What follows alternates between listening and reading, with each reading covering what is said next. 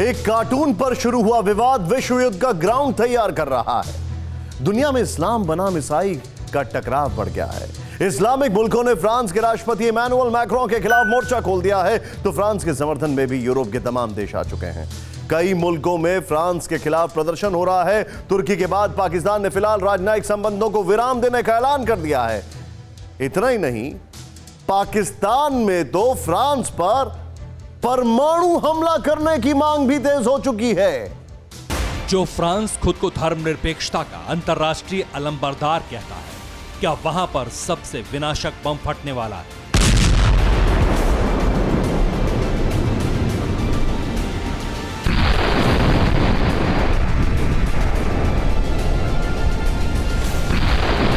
क्या विश्व युद्ध का तीसरा परमाणु प्रहार इस बार प्रपंची मुल्क पाकिस्तान करने वाला है?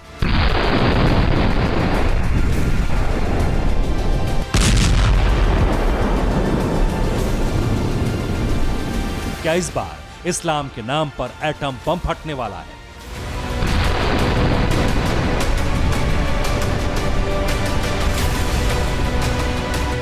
क्या कट्टरवाद की आग में दुनिया झुलसने वाली है?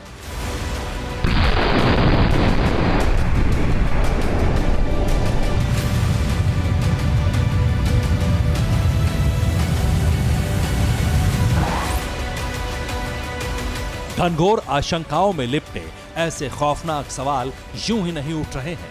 दरअसल न्यूक्लियर अटैक का बारूदी बेस तैयार हो रहा है। कट्टरपंथियों की इंटरनेशनल फौज एटमी हमले का बहाना बना रही है।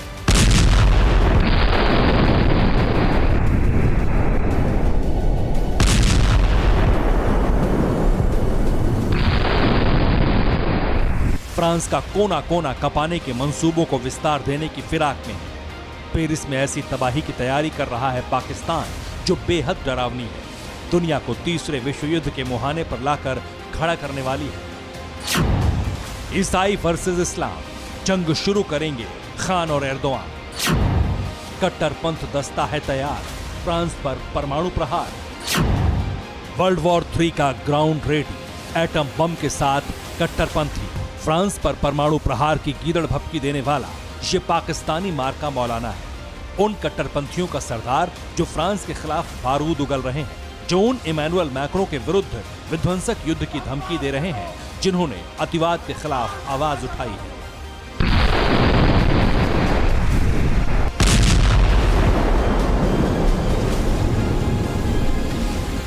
यूं तो तुर्की, मलेशिया, बांग्लादेश से लेकर ईरान तक के मुसलमान फ्रांस के खिलाफ एक सुर में आवाज उठा रहे हैं।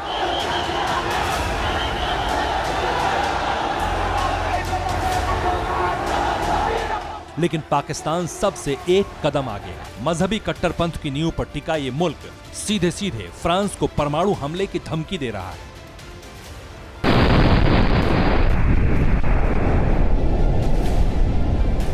सिर्फ एक मौलाना नहीं बोल रहा, बल्कि कट्टरपंथियों की एक फौज है जो सोशल मीडिया पर सरकार को एटम बम से अटैक करने की अपील कर रही है। अवाम के साथ साथ खुद तस्बीहधारी प्रधान इमरान खान भी इमैनुअल मैक्रों को धमका रहे हैं।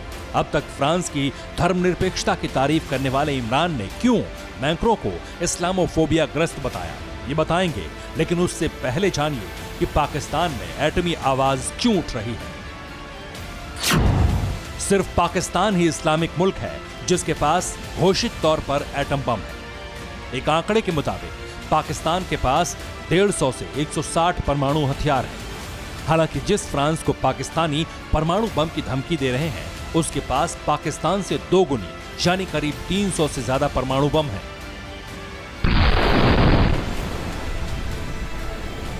अगर पाकिस्तान ने एटमी प्रहार की जुर्रत की तो 2 गुनी ताकत से फ्रांस पलटवार करेगा।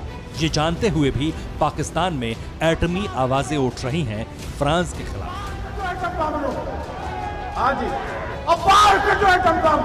ऐलान जिहाद करो और सारे मर जाइए। क़यामत वाले दिन हुजूर के सामने तो शर्मिंदगी नहीं होगी।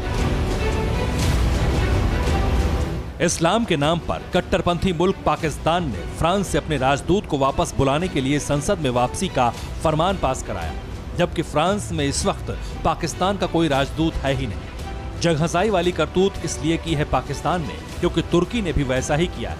तुर्की ने फ्रांस से अपने राजदूत को वापस बुला लिया है। दरअसल इस्लाम के नाम पर बवाल या टकराव टर्की और पाकिस्तान के बीच ही शुरू हुआ था, लेकिन फ्रांस और टर्की के बीच में इस्लाम और एर्दोगन के समर्थन में इमरान खान कूद पड़े और उन्होंने मुसलमानों को भड़काने की तक धमकी दे डाली। अब जरा समझिए कि ईसाई बनाम मुसलमान की लड़ाई का ग्राउंड कैसे तैयार हुआ। इसे जरा शुरुआत से समझिए। फ्रांस में एक टीचर ने पैगंबर मोहम्मद पर छपे कार्टून की क्लास में व्याख्या की। इस बात से खफा एक मुस्लिम स्टूडेंट ने टीचर का सिर कलम कर दिया। इसका जबरदस्त विरोध हुआ फ्रांस में।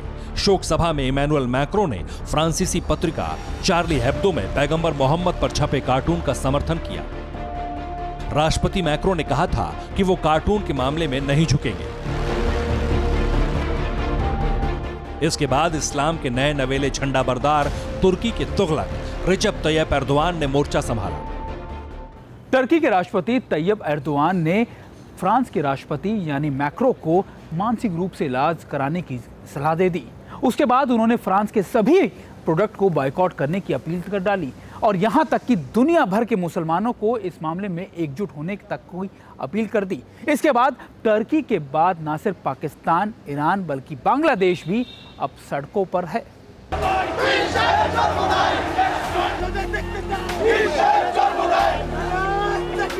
ये दृश्य है ढाका का, जहां पर हजारों की तादाद में लोग सड़कों पर उतरे।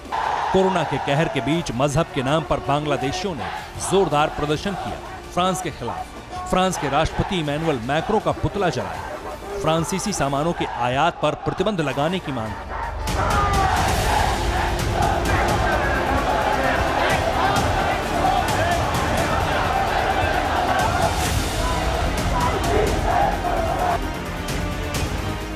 सोशल मीडिया में फ्रांस के खिलाफ हिंदुस्तानी मुसलमान भी एकजुटता दिखाने की कोशिश कर रहे हैं।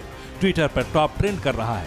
जाहिर है, लोग जिस फ्रांस की धर्मनिरपेक्षता की दुहाई दे रहे थे, वही लोग उसी फ्रांस को मटियामेट करने का प्लान बना रहे हैं। हालांकि इस्लाम के नाम पर अगर सभी मुस्लिम देश एकजुट हो रहे हैं, तो इसके खिलाफ ईसाई देश भी खड़े हैं। यूरोपीय देशों की सभी सरकारों ने इमैनुअल मैक्रो का समर्थन किया है और एर्दोआन की प्रतिक्रिया की निंदा की है।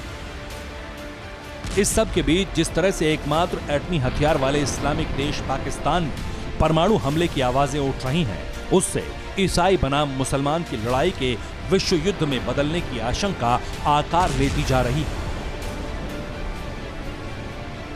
Bureau report, TV9 Bharatvarsh. परवाह देश की, सोमवार से शुक्रवार रात 10 बजे TV9 भारतवर्ष पर।